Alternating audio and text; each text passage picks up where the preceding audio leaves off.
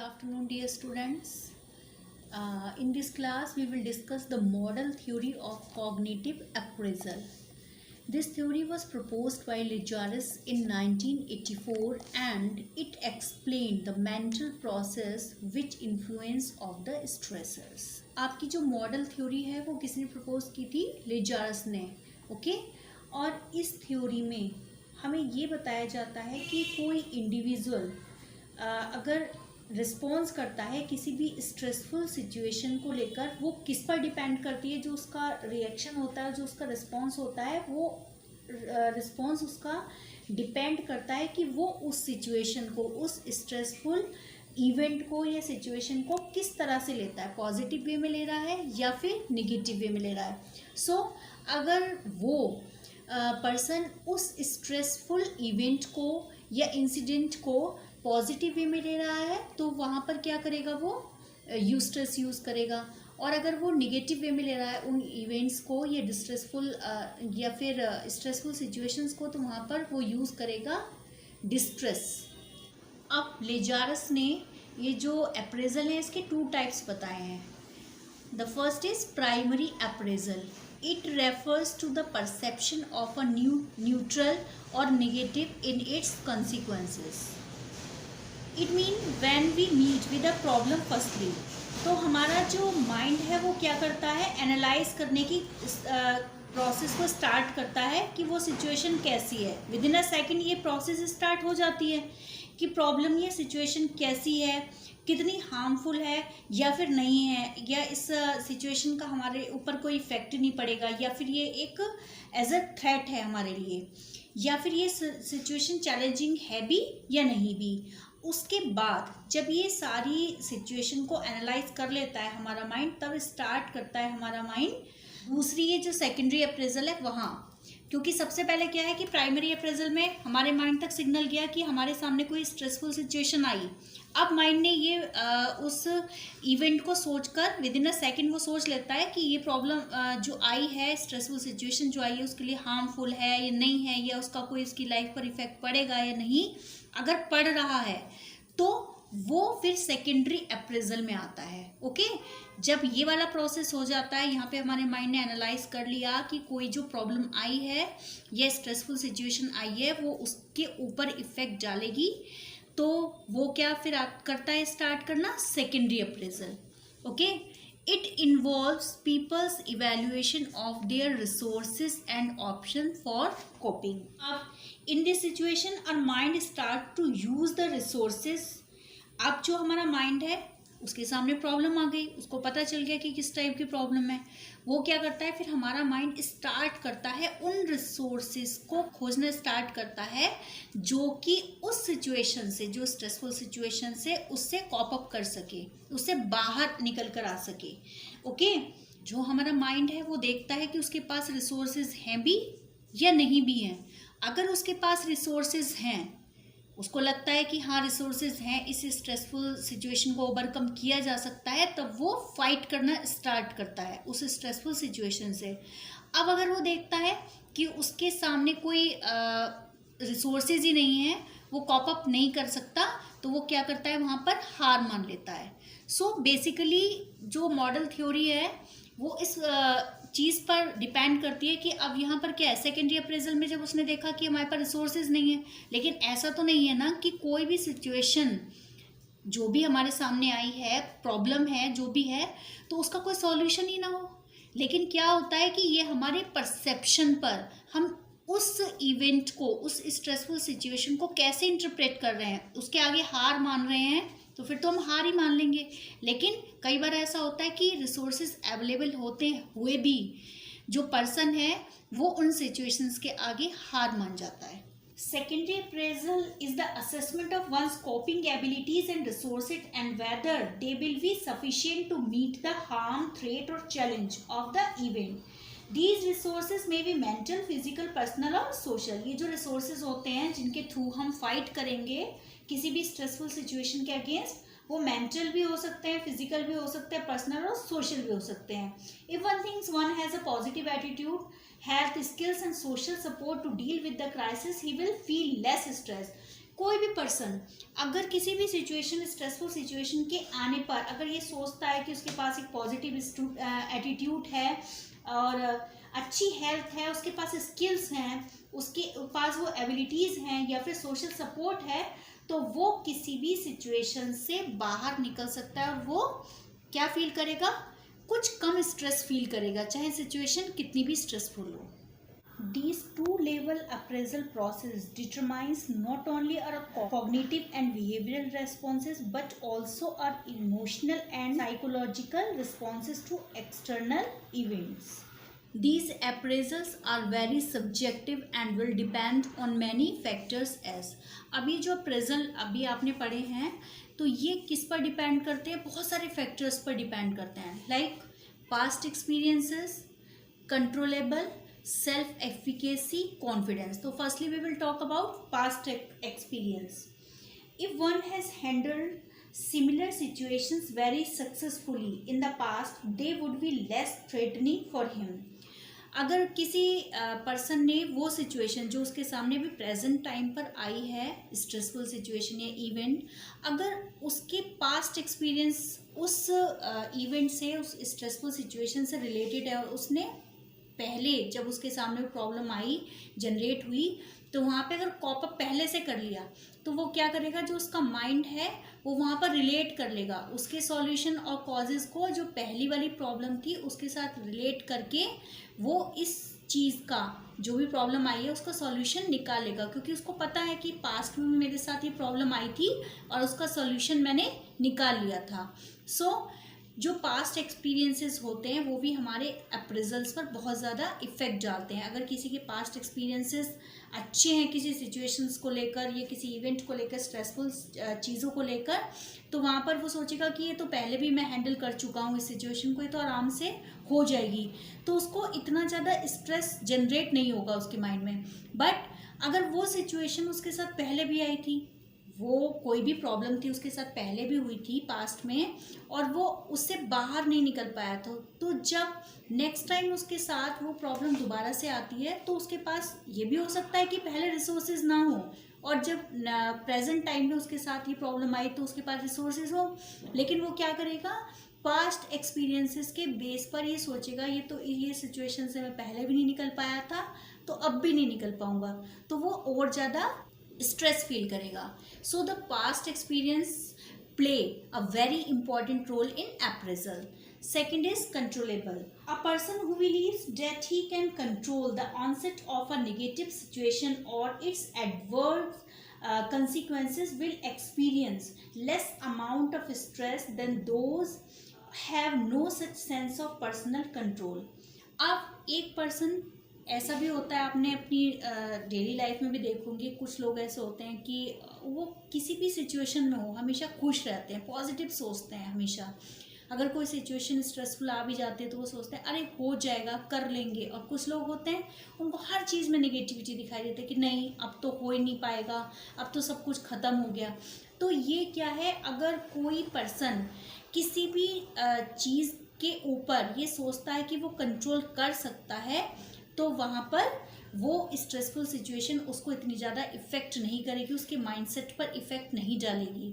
Okay, the third is self efficacy, means faith in oneself. अगर कोई person अपने आप पर विश्वास रखता है, that is called self efficacy. In the context of stress, self efficacy describes your beliefs about your ability to handle stressful situation. अब अगर हम स्ट्रेस के कंटेक्स्ट में सेल्फ एफिकेसी की बात करें तो ये डिस्क्राइब करती है आपके बिलीव्स को, आपके खुद की एबिलिटीज़ को, कि आप किस तरह से स्ट्रेसफुल सिचुएशंस को हैंडल करोगे। फॉर एग्जांपल, एक वुमेन है जिसने अभी अभी कहीं पर जॉब स्टार्ट की करना, ठीक है। वहाँ पर वो देखते हैं कि बहुत सारी कॉन्स्पिरेसी फैली हुई है, चारों तरफ लोग निगेटिव माइंडसेट के हैं, लैग पुलिंग करने वाले हैं। लेकिन उस जो लेडी को अगर सेल्फ एफिकेसी वाला एलिमेंट उसके अंदर है, उसे अपने ऊपर विश्वास है कि वो ओवरकम कर जाएगी, तो वो उन सिचुएशन से, उन कॉन्स्पिरेसी से नहीं डरेगी। वो सोचेगी ठीक है, मैं हैंडल कर लूँगी, हो सकता है कि मुझे 1 मंथ लग जाए, 2 मंथ लग जाए ऐसे लोगों को हैंडल करने में, इस तरह की सिचुएशन से बाहर निकलने में, लेकिन मैं कर लूँगी।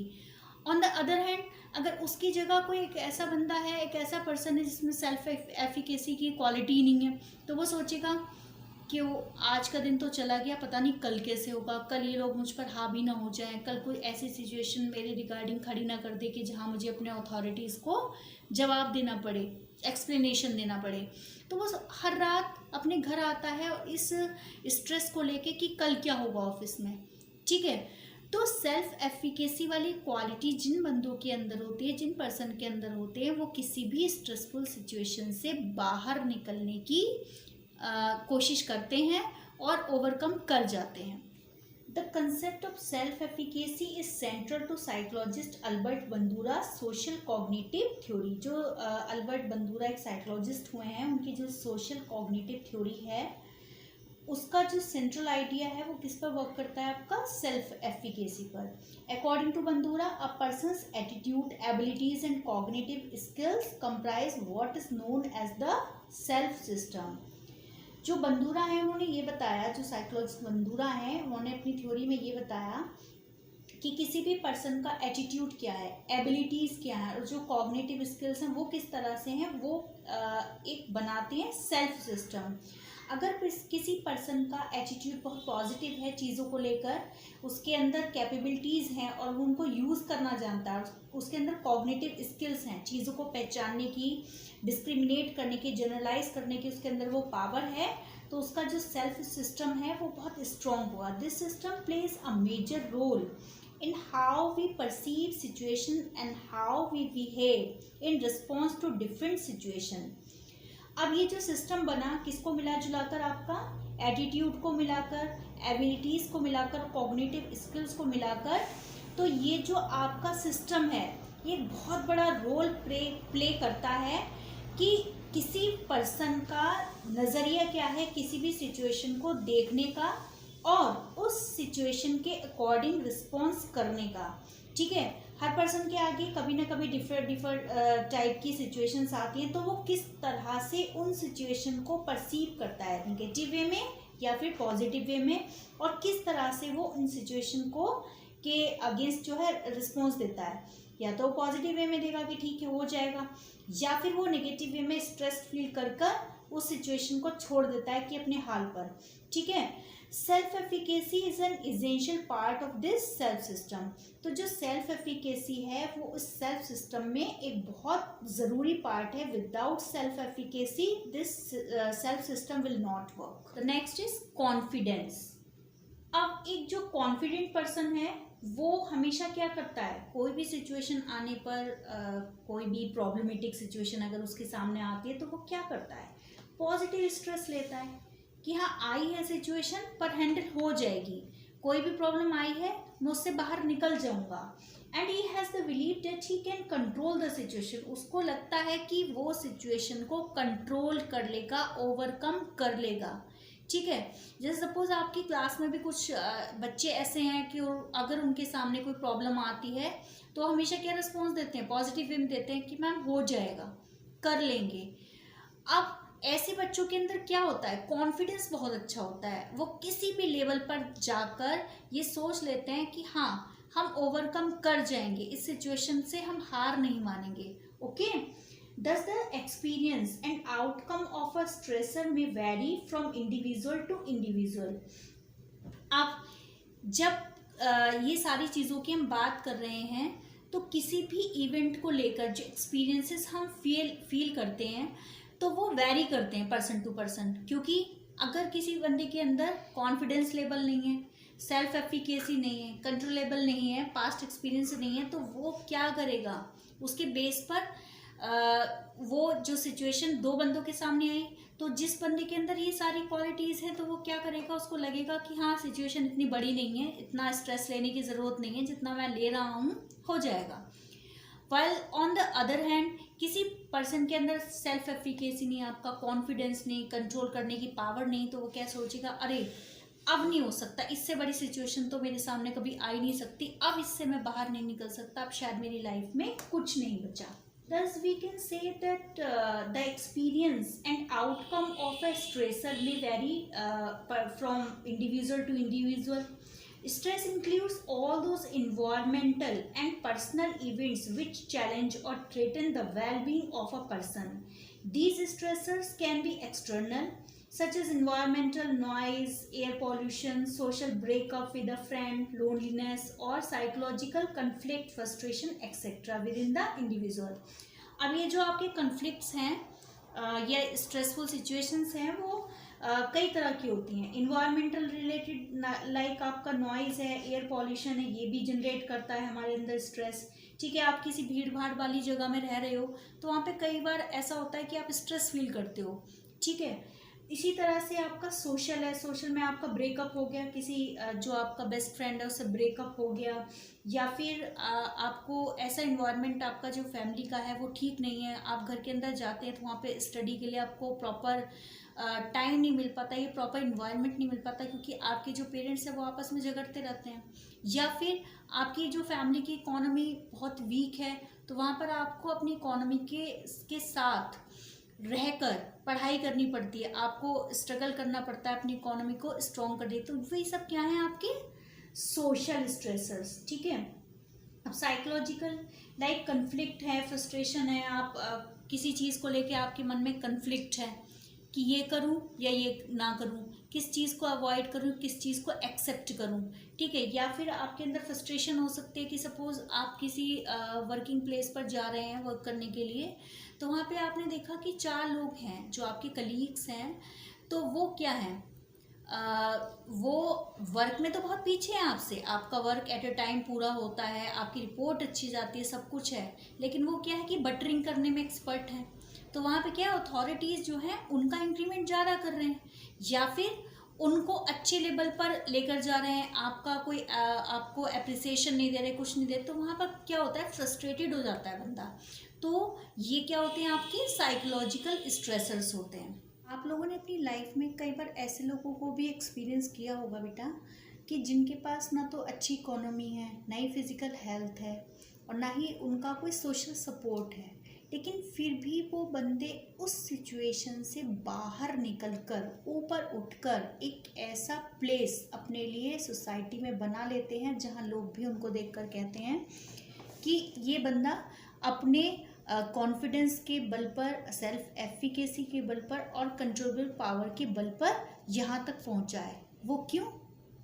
क्योंकि उन लोगों ने स्ट्रेस तो झेला है, क्योंकि जिस बंदे के पास इकोनॉमी स्ट्रॉन्ग नहीं है, फिजिकल हेल्थ भी नहीं है, या सोशल सपोर्ट भी नहीं है, सोशल सिस्टम में उनका कोई जगह ही नहीं है, तो वहाँ पर उन लोगों के लिए ऐसा तो नहीं है कि सब कुछ जो है, सारी चीज़ें जिस जगह वो आज हैं तो वो पहले से स्ट्रेस फील किया होगा. किसी जगह अगर हम बड़ी जगह जाकर पहुंचते हैं, किसी बड़ी पोस्ट पर पहुंचते हैं तो उसके लिए बहुत सारे एफर्ट करने पड़ते हैं, लेकिन ऐसे बंदे क्या करते हैं, स्ट्रेस नहीं लेते, बल्कि इनके मन में ये है कि ये चीज़ होती है कि हमें इस सिचुएशन से बाहर निकलना है और हम अपने कॉन्फिडेंस के बल पर इस जगह से बाहर निकलकर एक ऐसा प्लेस सोसाइटी में बनाएंगे जो दूसरों के लिए भी एक एग्जाम्पल होगा. While on the other hand, ऐसे लोग भी होते हैं आपकी सोसाइटी में जिनके पास सब कुछ होता है, उनकी इकोनॉमी भी स्ट्रॉन्ग होती है, उनकी फिजिकल हेल्थ भी ठीक होती है, सोशली भी बहुत सपोर्ट मिलता है, लेकिन वो क्या होते हैं, वीक होते हैं, सेल्फ एफिकेसी नहीं होती है उनके अंदर, कॉन्फिडेंस लेवल बिल्कुल लो होता है. तो ऐसे लोग क्या करते हैं कि सिचुएशंस में फंस कर रह जाते हैं. कोई छोटी सी सिचुएशन आई वो उनको हर्ट कर जाती है, स्ट्रेस ले लेते हैं, एंग्जाइटी फील करते हैं और फिर क्या, होप छोड़ देते हैं कि हाँ इस सिचुएशन से हम बाहर निकल पाएंगे. तो ये जो आपकी सोसाइटी में आप आजकल जो सुसाइड वगैरह की जो इवेंट्स इतनी ज़्यादा बड़े हैं, ये ऐसे ही लोगों के साथ होती हैं जिनके अंदर कॉन्फिडेंस और सेल्फ एफिकेसी लोअर लेवल पर पाई जाती है, क्योंकि वहाँ पे क्या है, वो डिस्ट्रेस ले रहे हैं, यूस्ट्रेस नहीं यूज़ कर रहे हैं, वहाँ पर डिस्ट्रेस यूज़ कर रहे हैं. किसी छोटी सी इंसिडेंट को भी बड़े रूप में वो परसीव कर रहे हैं और सोच रहे हैं कि अब ये सिचुएशन हमारी लाइफ पर हावी हो चुकी है, हमारी लाइफ ख़त्म हो चुकी है, इसलिए वो सुसाइड वाला रास्ता ढूंढते हैं, जबकि ये चीज़ गलत है. Because we know that every problem has its solution. कोई भी ऐसी समस्या नहीं है वर्ल्ड की जो कि सॉल्यूशन ना रखती हो. तो उस सॉल्यूशन को ढूंढने के लिए हमें क्या करना पड़ता है, अपने चारों तरफ देखना पड़ता है, अपने रिसोर्सेज को खुली आंखों से देखना पड़ता है, खुले माइंड से देखना पड़ता है कि हमें किस तरह से सिचुएशन से बाहर निकलना है। अगर हार मान गए हम तो उस सिचुएशन से फिर हम कभी नहीं निकल सकते।